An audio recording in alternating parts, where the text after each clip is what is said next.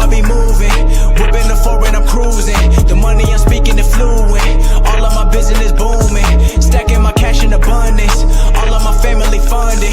Finally got what I wanted. Life is amazing, I love it. Everyone know that I run it. Yeah, look at me now, I came up. I've been thinking back then when I almost gave up on the game, cause I never got in my way.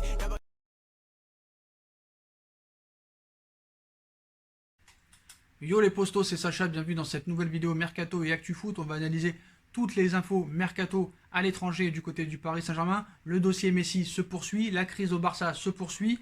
Et on va commencer avec l'arbitre du match Paris Saint-Germain-Red Bull Leipzig. L'arbitre n'est pas un bon souvenir pour Paris. Björn Kuipers a été choisi par l'UEFA pour arbitrer mardi la demi-finale de Ligue des Champions entre le Paris Saint-Germain et le Red Bull Leipzig. Il y a 2 ans, le Néerlandais avait déclenché la colère des Parisiens lors d'une rencontre de C1 contre Naples. Le nom de l'arbitre qui officiera mardi lors de cette demi-finale vient d'être désigné par l'UEFA. Ce sera le Néerlandais Björn Kuipers, un arbitre expérimenté, 47 ans, qui a notamment dirigé la finale de la Ligue des Champions entre le Real Madrid et l'Atlético Madrid 4-1 en 2014 et la finale de la Ligue Europa remportée en 2018 par les Colchoneros face à l'Olympique de Marseille 3-0. Il a également officié lors des Coupes du Monde 2014 au Brésil et en 2018 en Russie. Pour les supporters parisiens, Kuipers ne rappelle toutefois pas de très bons souvenirs. Il avait mis un rouge à Zlatan Ibrahimovic. En mars 2015, c'est celui qui avait exclu Zlatan lors du 8e de finale retour contre Chelsea, 2 buts partout, pour un tacle moyennement maîtrisé sur le Brésilien Oscar, qui en avait largement rajouté. Paris s'était quand même qualifié pour les quarts de finale, mais le Suédois avait exprimé sa colère après la rencontre en disant « c'est une blague, une énorme blague ». Je me suis dit que l'arbitre ne savait pas ce qu'il faisait ou qu'il avait peut-être vu autre chose, mais c'est ça n'est pas le pire. Le pire, c'est quand tu vois, et j'ai vu tous les joueurs de Chelsea débouler lorsque j'ai reçu mon carton, j'ai eu l'impression d'avoir 11 bébés autour de moi, avait-il lâché. Taclé par Neymar aussi après le match contre le Napoli. En novembre 2018, Kuipers s'était retrouvé au cœur d'une nouvelle polémique après un nul du Paris Saint-Germain contre Naples en match de poule de Ligue des Champions 1-1. La cause, un possible pénalty oublié pour les Parisiens et un pénalty litigieux accordé aux Italiens. Donc le pénalty oublié sur Bernat est un épisode très important. Il faut le VAR en Ligue des Champions avec la vidéo. Il n'y aurait pas eu ce genre d'erreur, avait réagi Gianluigi Buffon. Neymar avait carrément accusé Kuipers de lui avoir manqué de respect. L'arbitre a dit quelque chose qu'il n'aurait pas dû me dire. Je n'ai pas envie de répéter ce qu'il m'a dit. J'espère que les gens au-dessus de lui peuvent agir, avait expliqué la star brésilienne. Pour rappel, le vainqueur de la demi-finale entre le Paris Saint-Germain et le Red Bull Leipzig affrontera l'Olympique Lyonnais ou le Bayern de Munich. C'est l'autre affiche de ces demi-finales de Ligue des Champions. D'ailleurs, le match Olympique Lyonnais-Bayern de Munich sera diffusé en clair sur TF1. Donc samedi soir, l'Olympique Lyonnais a réalisé un exploit de taille en éliminant Manchester City 3-1. Et voilà, il se retrouve en demi-finale de Ligue des Champions. 10 ans après, ils vont le retrouver, le Bayern de Munich. Mais les Gaunes, qui ont sorti la Juve au tour précédent, espèrent inscrire un autre grand nom à leur tableau de chasse avec le Bayern, une équipe grande favorite du tournoi, qui vont affronter mercredi à 21h. Une rencontre qui sera à suivre sur les antennes de RMC Sport, mais pas que. En effet, l'équipe vient d'annoncer que le choc opposant l'OL au Bayern serait également diffusé en clair sur TF1. La chaîne a trouvé un accord avec Altice, qui détient les droits de la C1 pour codiffuser le match de Lyon. En revanche, le match opposant le Paris Saint-Germain au Red Bull Leipzig sera exclusivement à suivre sur RMC Sport. Donc on va passer un petit peu à d'autres infos. Et Marc-André Ter Stegen qui va être opéré. Décidément, rien ne va au FC Barcelone. En pleine crise, le club catalan a annoncé une mauvaise nouvelle. Le gardien allemand du FC Barcelone, Marc-André Ter Stegen, sera opéré mardi du tendon rotulien du genou droit par le docteur Ramon Cugat. Il s'agit là d'une méthode proactive qui sert à prévenir et à préparer le futur, étant donné que le portier Blaugrana a déjà ressenti des irritations au tendon durant la saison dernière. Le club Blaugrana fournira plus d'informations après l'intervention. Sur son compte Twitter, le joueur a confié « Je vais subir une intervention au tendon de mon genou. Les experts médicaux et moi-même avons discuté afin de faire ce nettoyage car il y avait quelques irritations plus tôt cette saison. C'est une intervention proactive pour préparer et prévenir l'avenir. Il me faudra quelques semaines pour récupérer et revenir à 100%. Je suis calme, positif sur la situation. Je reviendrai bientôt. Encore une fois, merci pour tout le soutien que j'ai reçu. Je l'apprécie beaucoup. Les mauvaises nouvelles, décidément, s'enchaînent au FC Barcelone. Donc d'ailleurs, on continue plus tard dans la crise qui arrive au FC Barcelone et qui est en train de se produire. On passe aussi à des infos mercato. Visite médicale pour Joe Hart à Tottenham, en fin de contrat du côté de Burnley, où il n'a pas joué une seule minute en Première Ligue la saison dernière. Joe Hart est sur le point de retrouver un club. D'après Sky Sport, le gardien de 33 ans est en train de passer sa visite médicale avec les Spurs de Tottenham. Il deviendrait là la doublure d'Hugo Lloris. En parallèle, le Français et les Spurs ont lancé des négociations pour une prolongation de l'ancien Lyonnais, malgré ses 33 ans et un contrat courant jusqu'en juin 2022. Le champion du monde pourrait bien signer un nouveau bail, lui qui est arrivé de l'Olympique Lyonnais en 2012. On passe à d'autres infos mercato. Avant de passer à d'autres infos mercato, on passe à Edinson Cavani qui a taclé la direction du Paris Saint-Germain, donc absent du photomontage des stars du Paris Saint-Germain pour le 50e anniversaire de la capitale. Edinson Cavani, 33 ans, n'est pas sur la photo et a tenu à réagir par rapport à ça. On lui a posé la question. Lui qui devrait s'engager avec Benfica dans les prochaines heures n'a pas franchement apprécié. El Matador, interrogé par des médias uruguayens ce dimanche, relayé ce lundi par Sport, a avoué avoir été touché. Il cite « Le PSG, ce fut une très belle étape, cette année incroyable, il est normal que certains soient dérangés par la photo, mais c'est là que vous réalisez comment ils gèrent les choses. » Il parle des dirigeants. « Cela fait partie de la vie, c'est choquant, mais ce sont des choses qui arrivent à lâcher le meilleur buteur de l'histoire de l'écurie parisienne. » Donc l'ambiance est assez tendue. On passe au mercato du Paris Saint-Germain. Le PSG s'attaque à Wilfried Zaha. À 27 ans, Wilfried Zaha n'a jamais caché qu'il souhaiterait changer d'air et quitter Crystal Palace. Et l'Ivoirien pourrait bien voir son nom arriver au Paris Saint-Germain et son souhait exaucé, puisque plusieurs écuries, dont le PSG et l'AS Monaco, sont intéressés par ses services. Le grand perdant l'été dernier, Wilfried Zaha, pensait quitter Crystal Palace. L'Ivoirien bénéficiait de quelques touches en Première Ligue où Arsenal et surtout Everton étaient prêts à l'accueillir, mais le football en a décidé autrement. Le footballeur, né en 92, a dû faire face à la fermeté des Eagles. Ces derniers ont repoussé toutes les offres arrivant pour l'Ivoirien, auteur d'une belle saison 2018-2019 avec 10 buts et 5 passes décisives en 36 matchs, toutes compétitions confondues. Le joueur qui avait tout tenté pour s'en aller, présentant même un transfert Ricketts, avait été anéanti puisqu'il avait été retenu de force à Crystal Palace qui réclamait 88 millions d'euros, mais le footballeur de 27 ans a réussi à digérer cet épisode douloureux et s'est lancé dans cette saison 2019-2020, pas terrible, à laquelle il a marqué seulement 4 buts et délivré 3 passes d'ess en 39 matchs, toutes compétitions confondues. Un exercice qu'il espère être son dernier avec Crystal Palace. C'est en tout cas ce qu'a expliqué au mois de juillet son entraîneur Roy Hodgson au London Evening Standard, où il cite « Wilfried a clairement fait savoir depuis que je suis arrivé au club vraiment qu'il aimerait passer à autre chose et trouver de nouveaux objectifs. Mais bien sûr, il est un joueur très précieux et le club se rend compte de sa valeur. Tout dépendra du type d'offre que le club recevra pour lui, ou peut-être que nous satisferons de ses souhaits et lui permettront de partir après avoir rendu un bon service au club pendant un certain temps. Franchement, je n'ai pas de réponse. Nous allons voir ce qui se passe, mais Wilfried Zaha pourrait bien avoir gain de cause cette fois-ci et voir la porte s'ouvrir en grand, car du beau monde le courtise encore cet été. En effet, le Daily Mail a expliqué il y a un mois que 4 écuries étaient sous le charme du joueur sous contrat jusqu'en 2023. Comme l'été dernier, Everton est prêt à tenter sa chance, idem pour Newcastle. Enfin, l'Atlético Madrid et le Bayern de Munich ont été mentionnés comme des prétendants potentiels, mais toutes ces écuries doivent désormais faire face à la concurrence d'autres clubs. En effet, Sky Sport révèle ce lundi que 3 nouveaux clubs, dont 2 Français, sont entrés dans la danse. Il s'agit du Borussia Dortmund, du Paris Saint-Germain et de l'AS Monaco, des courtisans de choix pour Wilfried Zaha, bien décidés à s'en aller durant cette intersaison, assure le média anglais. De son côté, Crystal Palace se prépare à son départ et aurait même déjà plusieurs pistes pour le remplacer, dont une menant à Ismaïla Sarr. Cette fois-ci, cela pourrait bien être la bonne pour Wilfried Zaha, qui attendra sûrement quand même avant de crier victoire.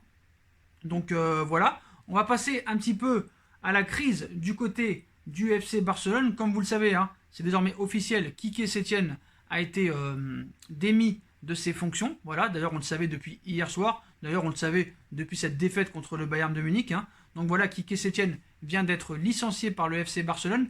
Ronald Koeman devrait prendre la suite, débarqué le 13 janvier dernier pour succéder à Ernesto Valverde. Quique Setién s'en prend prend déjà la porte. Hein. Le technicien espagnol qui possédait un contrat jusqu'en 2022 a été évincé par la direction du FC Barcelone aujourd'hui. Une décision qui fait suite à la déroute historique catalane en quart de finale de Ligue des Champions 8-2. Une humiliation qui a plongé le Barça dans un marasme sportif sans précédent, car outre cet improbable revers, les Blaugrana bouclent une saison sans trophée et ont vu le rival madrilène remporter la Liga espagnole. Autant de griffes qui ont sonné les espérances de Sétienne sur le banc catalan. Quelques minutes après la débâcle de Lisbonne, Gérard Piqué réclamait du changement en interne très rapidement. Son président Bartomeu confirmait, son président Bartomeu confirmait de son côté que des décisions importantes seraient prises dans les prochaines heures. La première est donc l'éviction de l'entraîneur ibérique.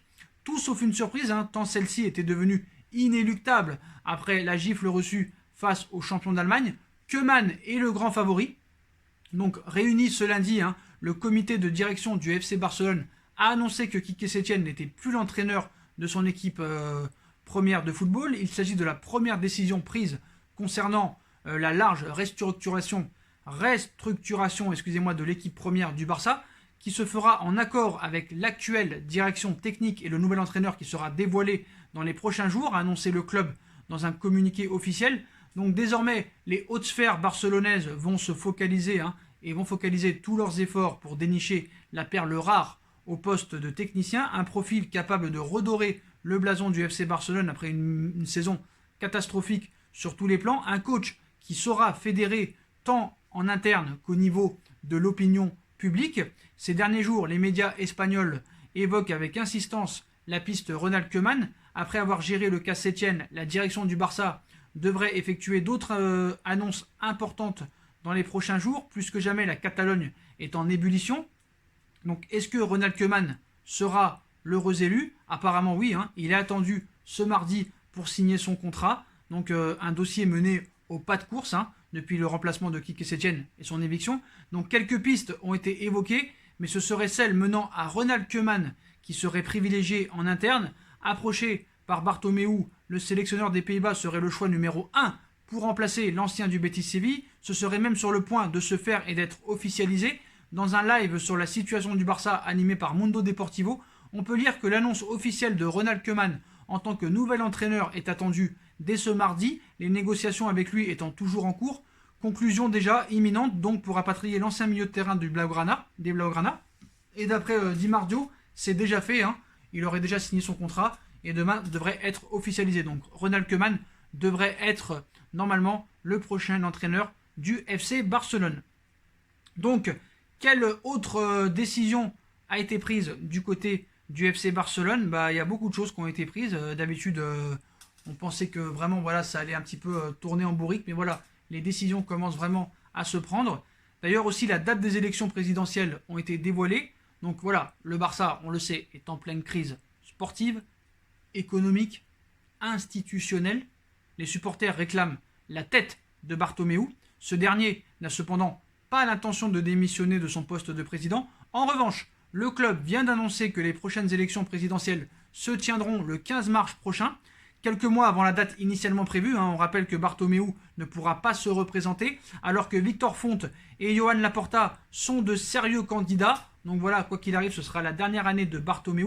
Malheureusement, dans l'organigramme du FC Barcelone, ainsi que les joueurs, on n'est pas prêt à rester encore une année avec Bartomeu. Et voilà, on en reviendra aussi un petit peu au dossier Léo Messi. Mais on repasse un petit peu au mercato avant de reparler du feuilleton Léo Messi. Alexandre Lacazette intéresse la Juventus. La refonte de la Juve sous Andrea Pirlo a déjà commencé. Blaise Matuidi est parti et d'autres devraient suivre, comme Gonzalo Higuaín, voire Paulo Dybala. Alors il faut se mettre en quête de remplaçants. Comme vous le savez, les remplaçants sont nombreux et les pistes sont nombreuses. Milik de Naples, Jiménez de Wolverhampton, Zapata de l'Atalanta, Dzeko de la Roma ou encore Alvaro Morata de l'Atlético Madrid ont ainsi été évoqués. Mais selon Sky Sport, un autre chemin mènerait à Alexandre Lacazette qui pourrait faire les frais de la potentielle prolongation XXL de Pierre-Emerick Aubameyang à Arsenal qui pourrait intervenir cette semaine. Et le changement cette semaine du Head of Football pourrait compromettre l'avenir du Français dans la capitale anglaise. Pas toujours titulaire chez les Gunners, l'ancien Lyonnais pourrait tenter de se relancer à la Juventus de Turin qui serait fortement intéressé. Pour l'instant, pas d'offre sur la table, mais voilà, il faudra suivre un petit peu aussi tout ça. On passe à une autre piste, notamment au Red Bull Leipzig et le phénomène exceptionnel, le rock français Dayo Upamecano, le directeur sportif met les barbelés. Donc voilà, un excellent jeudi soir face à l'Atlético Madrid. Dayo Upamecano, 21 ans, est certainement en train de réaliser la meilleure saison de sa carrière. Déjà très expérimenté pour son âge, le défenseur français est amené à devenir une référence à son poste et il commence à prendre un nouveau statut, si bien que de nombreuses équipes sont déjà sur les rangs. L'ancien joueur de Valenciennes a néanmoins prolongé récemment son contrat jusqu'en juin 2023 avec une clause libératoire de 42 millions d'euros, active dès l'été prochain. Cela complique un départ du français, comme l'a expliqué Kicker. Le directeur sportif du Red Bull Leipzig, Marcus Krosch, il restera certainement avec nous l'année prochaine. Vous ne prolongez pas le contrat uniquement pour que ça change de nouveau. C'est bien qu'il reçoive des retours de autres clubs, c'est positif, mais il est à 100% avec le Red Bull Leipzig pour mieux filer au Real Madrid dans un an peut-être. Réponse dans quelques mois. Le Real Madrid est très intéressé par le profil de Dayo Upamecano. Donc voilà un petit peu. Pour parler un petit peu de la Ligue des Champions, il faut savoir que le Paris Saint-Germain, le Bayern et le Barça ont fait sauter la banque et vraiment ont touché beaucoup d'argent à quelques encablures de la fin de la compétition. Il est déjà l'heure de faire les comptes pour les cadors européens. Si certains vont y laisser des plumes, c'est pas le cas pour le Paris Saint-Germain, le Bayern de Munich et le Barça qui ont touché le jackpot. Voilà. Le club qui a gagné le plus d'argent dans cette édition 2019-2020 de la Ligue des Champions et le Paris Saint-Germain. Le club français a déjà remporté quasiment 120 millions d'euros depuis le début de la compétition. Viennent ensuite le Bayern avec 110 millions, le Barça avec 104, malgré une élimination en quart de finale. Le club catalan parvient à dépasser les 100 millions de gains grâce notamment à un bon parcours jusqu'au Final 8. Viennent ensuite City 99 millions, l'Atlético Madrid 95 millions. Les deux autres demi-finalistes de la compétition, à savoir l'Olympique Lyonnais et le Red Bull Leipzig, sont respectivement en demi-finale, mais ont touché que 89 et 72 millions d'euros. Donc voilà, c'est un peu moins. Mais en tout cas, c'est une bonne nouvelle pour le Paris Saint-Germain d'encaisser 120 millions d'euros. Cela pourrait monter à 180 millions, voire 200 millions d'euros en cas de victoire finale. C'est une bonne nouvelle pour les rentrées d'argent, pour le fair play financier, même si je pense que le fair play financier, pour moi, est mort depuis cette affaire Manchester City. Donc à voir, mais voilà. C'est une bonne nouvelle pour le Paris Saint-Germain et ça fait entrer vraiment beaucoup d'argent dans les caisses. En parlant d'argent, on va parler de la Roma qui vient d'être rachetée par un homme américain. Voilà, c'est désormais officiel. Friedkin Group rachète le club. L'AS Roma confirme que cette nuit, un accord est tombé entre l'actionnaire majoritaire actuel et le groupe Friedkin pour la vente du club. L'accord avait été annoncé il y a quelques jours et c'est désormais fait. Comme l'explique la Roma dans un communiqué officiel, l'américain Dan Friedkin rachète l'AS Roma, s'emparant des 86,6% du club qui appartenait à son compatriote James Paiota. Comme un fan nous a écrit récemment, on veut prendre le club et en faire un des plus grands noms du monde du football, a lancé Dan Friedkin dans des propos rapportés par le site de la Roma. On parle récemment d'un montant de rachat de 591 millions d'euros. Donc voilà, la Roma peut-être futur grand d'Europe. En tout cas, on verra comment ça se passe un petit peu. Donc voilà un petit peu pour toutes les informations, mercato, actu, football, tout ça et tout. Maintenant, on va passer un petit peu au dossier Léo Messi. Comme vous le savez, une bombe a été lancée de la part de Interativo, média brésilien, qui avait annoncé les premiers que Neymar allait signer au FC Barcelone. Donc où ça en est réellement le dossier Léo Messi? Léo Messi va-t-il quitter le FC Barcelone? S'il quitte le FC Barcelone, où va-t-il aller? C'est ça aussi qu'on veut savoir. Donc il y a des signes forts déjà qui pourraient confirmer le départ de Léo Messi. Donc un élément a priori anodin, bien confirmé, qui se trame quelque chose de très important autour de l'avenir de Léo Messi. Le journaliste brésilien Marcelo Bechler, qui avait annoncé la signature de Neymar au Paris Saint-Germain, bien avant son officialisation, a lancé une nouvelle bombe hier en affirmant que Messi avait pris la décision de quitter le FC Barcelone et qu'il en avait informé ses dirigeants. Apparemment, il y aurait une phrase d'un dirigeant du Barça qui en dirait très long, outre l'achat récent par la star argentine d'une villa à Milan, qui tend à laisser penser quelque chose qui pourrait nous faire penser que Léo Messi file du côté de l'Inter de Milan, un nouvel élément est venu apporter du corps à cette information. En effet, Florent Torchut, le correspondant de l'équipe à Barcelone, cite un dirigeant du FC Barcelone qui aurait affirmé « Messi a un contrat jusqu'en juin 2021 ». Ça, on le savait, avec une clause de 700 millions d'euros. Ça, on le savait. Derrière cette simple phrase se cache un élément de taille. En effet, le dirigeant du Barça ne dit pas qu'il est hors de question que Messi parte ou que l'Argentin ne quittera jamais le club suivant la communication traditionnelle du club sur le sujet. Mais il évoque immédiatement le montant de la clause libératoire au contrat du joueur, comme si en interne, le FC Barcelone avait bel et bien estimé et entériné le principe d'un départ de Léo Messi. Parce qu'il n'y a pas eu vraiment de vrai démenti. Donc voilà. Samuel Eto'o aussi craint un départ de Léo Messi. Donc, vous le savez, hein, plus qu'une défaite. Hein, ça a été plus qu'une défaite. La défaite contre le Bayern de Munich. Voilà, ça a été vraiment une humiliation. Voilà, une gifle qui va avoir de lourdes conséquences. Voilà, on l'a vu encore aujourd'hui. Donc, profondément marqué par ce nouvel échec, l'Argentin serait plus que jamais sur le départ. De quoi interpeller son ancien coéquipier Samuel Eto'o, ancien joueur du club. Le Camerounais a avoué lors d'une interview donnée à TIC Sport que voir la Pulga partir serait terrible. Il cite « J'aime Messi comme un fils. Je veux le meilleur pour lui.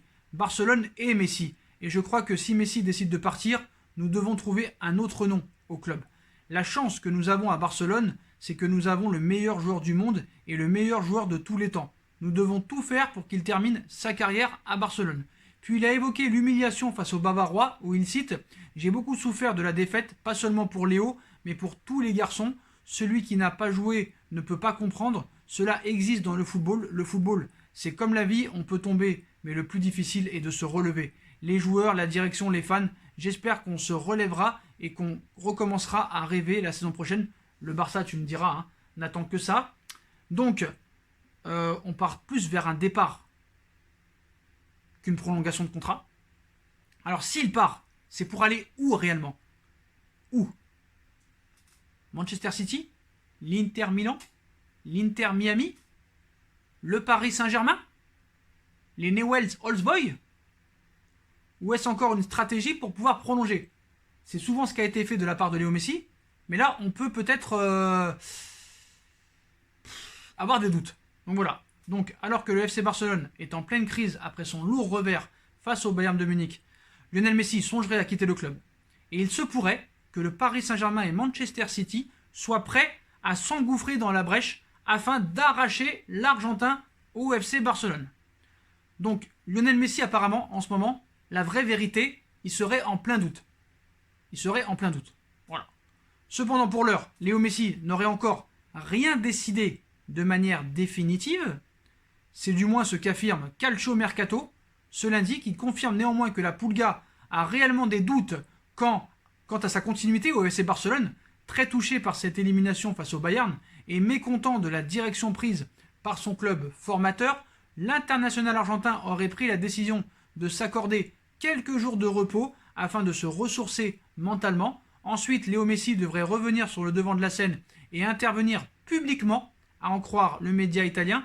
À l'heure actuelle, le natif de Rosario préférait donc se retrancher dans un silence qui traduirait quand même néanmoins une grande réflexion sur son avenir, et alors que le doute s'installerait plus que jamais dans sa tête, et cela d'autant plus que Bartomeu n'aurait aucunement l'intention de quitter son poste de président du Barça à 1 an de la fin de son contrat, le PSG et City seraient prêts à s'engouffrer dans la brèche. Donc Paris, Manchester City pourraient en profiter, ainsi que l'Inter de Milan. Et si l'improbable se produisait, et si Léo Messi évoluait dans un autre club européen, lui, l'enfant sacré du FC Barcelone, cela semblait utopique il y a encore quelques jours, mais cette possibilité semble maintenant avoir pris de l'ampleur. Du fait de la profonde crise que traverse le Barça, le sextuple Ballon d'Or serait exténué, et l'écurie parisienne et mancunienne pourrait tenter d'en profiter, à en croire les informations de Calcio Mercato, et pour cause. À en croire le portail italien, Léo Messi aurait de nombreuses offres sur la table et les plus attrayantes à ses yeux seraient celles du Paris Saint-Germain et de Manchester City. En rejoignant les joueurs du Paris Saint-Germain, L'attaquant barcelonais aurait ainsi l'occasion de retrouver Neymar, un joueur qu'il souhaitait vivement voir revenir au FC Barcelone l'été dernier.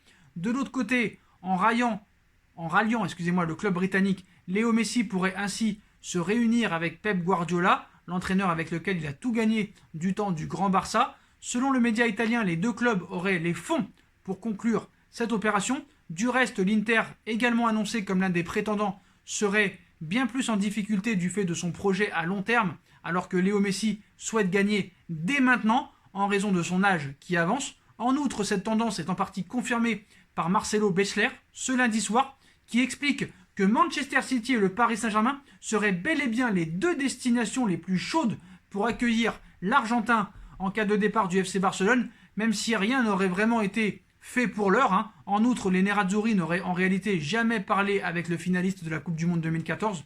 De leur côté, les Parisiens et les Mancuniens auraient discuté avec le numéro 10 du Barça. Cependant, le journaliste brésilien précise que le club de la capitale française serait désormais dans une approche différente au niveau de ses finances et qu'il aimerait limiter sa masse salariale, tout particulièrement depuis le départ d'Edinson Cavani, qui touchait 18,5 millions d'euros, et celle de Thiago Silva, qui touchait 14,5 millions d'euros. Reste maintenant à savoir si Leonardo acceptera de faire une entorse à cette nouvelle politique du Paris Saint-Germain afin de tenter d'attirer Léo Messi, sous peine de quoi Manchester City pourrait avoir le champ libre. Mais une chose semble certaine, l'avenir de Léo Messi, l'avenir de la Pulga est plus que jamais incertain au FC Barcelone. Et avant de finir cette vidéo, je voudrais un petit peu clasher certains insiders qui sont sur Twitter en t'expliquant que voilà, financièrement c'est pas possible, on peut pas, on a déjà le salaire de Neymar, le salaire de Mbappé. Mais qui êtes-vous pour parler? Êtes-vous QSI? Faites-vous partie de ce fonds d'investissement qu'est QSI? Faites-vous partie du Paris Saint-Germain? Travaillez-vous avec Leonardo, avec Nasser? Arrêtez de parler pour le club. Vous ne connaissez pas le club. Vous ne savez pas comment marche un club. Vous ne connaissez pas les finances des clubs. Arrêtez de parler. Arrêtez de dire que CR7 c'est impossible économiquement. Arrêtez de dire que Léo Messi c'est impossible économiquement. Déjà, le fait est de se débarrasser du salaire de Edinson Cavani, de Thiago Silva et de Thomas Meunier rend possible la chose. Voilà. QSI, Qatar Sport Investment, qui pèse plus de 100 milliards d'euros. Messi a 33 ans, il ne va pas signer 5 ans au Paris Saint-Germain. Pareil pour CR7. Paris veut avoir une star de plus, en plus de Neymar et d'Mbappé, pour sa Coupe du Monde en 2022. Arrêtez de parler pour du club. Vous ne connaissez rien à l'économie du club. Là, vous avez vu déjà qu'il y a une enveloppe de 100 millions d'euros pour le mercato hors vente. Paris vient de toucher 130 millions d'euros grâce à la Ligue des Champions. Les droits en Ligue 1 sont passés à 1,1 milliard par saison. Paris vient de encore signer un partenariat avec iSense. Donc il n'y a pas de problème. Arrêtez. C'est juste que vous êtes des jaloux et que vous ne voulez pas voir Ronaldo et Messi au Paris Saint-Germain. Et que maintenant, tous ces footix du FC Barcelone et du Real Madrid, le Real Madrid a déjà perdu, comme vous le savez, Cristiano Ronaldo. Et depuis que Cristiano Ronaldo est parti de Ligue des Champions, 2 fois éliminé en 8e de finale, 2 fois éliminé en 8e de finale, le Real Madrid, et le Barça qui met plus un pied devant l'autre et qui prend des déculottés d'année en année et qui là va peut-être perdre Léo Messi. Donc stop. Ne croyez pas ces insiders. Personne n'est Leonardo, personne n'est Nasser, personne n'est le prince Sheikh Al Thani. Donc ne vous occupez pas. Et d'ailleurs, Leonardo, Nasser et le prince ne s'occupent pas de tous ces anti-parisiens. Donc tous ceux qui vous disent Ronaldo c'est impossible, Messi c'est impossible, Mbappé c'était impossible aussi, Neymar c'était impossible, Zlatan c'était impossible, Cavani c'était impossible, Thiago Silva à l'époque en 2012 c'était impossible, c'est toujours impossible. Et à l'arrivée ça se fait quand même. Donc voilà, je pense que les journalistes, certains médias très renseignés sont plus crédibles que ces insiders sur Twitter qui cherchent tout pour attiser la haine, la jalousie et avoir des abonnés. Voilà, c'est des mecs qui sont derrière leur ordinateur, en dessous de leur couette et qui n'ont aucun courage et qui n'ont aucune connaissance des fonctionnements d'un club. Voilà les postos. Voilà pour toutes les informations Actu Foot, Mercato, crise au Barça. Voilà, dites-moi en commentaire ce que vous en pensez. Je compte sur vous pour bombarder la barre de like. On like, on partage, on commente, on s'abonne. On active la petite cloche pour être tenu au courant des vidéos qui vont sortir. On me rejoint sur mes différents réseaux sociaux ainsi que sur Utip Si vous voulez me faire un petit don, si vous aimez mon travail, voilà, tout sera en bas en lien en description, ainsi que ma deuxième chaîne YouTube No Feeling. Ça me ferait vraiment plaisir que vous vous abonniez à cette chaîne. Voilà les postos, je vous souhaite à tous une bonne continuation, prenez soin de vous et à très vite pour une nouvelle vidéo les postos. Tchuss!